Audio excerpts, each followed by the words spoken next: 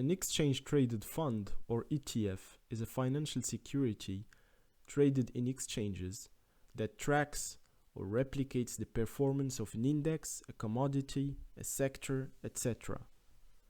The ETF is managed by a fund that collects fees and takes decisions about the strategy, replication, and composition of the ETF. An example of an ETF would be the Vanguard S&P 500, which tracks the S&P 500 index performance.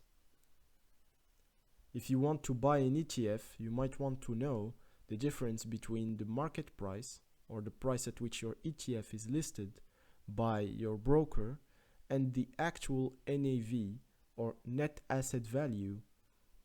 Indeed, the net asset value is just the sum of asset values, the price of shares, for example, adding to that the cash at hand, subtracting the liabilities, and then dividing by the number of outstanding shares, when the price of your ETF would be determined by the law of supply and demand. So the net asset value might, and usually does, differ from the price. A good question to ask here is what for? Why would someone buy an ETF when one could buy stocks and commodities?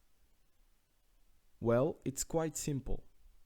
ETFs are convenient as they provide a passive investing opportunity.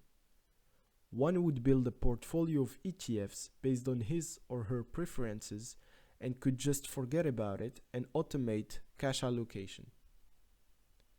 There are so many ETFs that you can basically find one for each and every sector, region, or index. Some examples to look at, especially during this pandemic, would be water ETFs, emerging markets ETFs, small cap ETFs, and tech-centered ETFs. If you manage to save some money each month and if you want to start investing, ETFs would be a go-to, as they are quite easy to analyze and represent a passive investment strategy, meaning once you are invested, you don't lose any more time on the matter. The only time that you actually invest would be to find the actual ETF.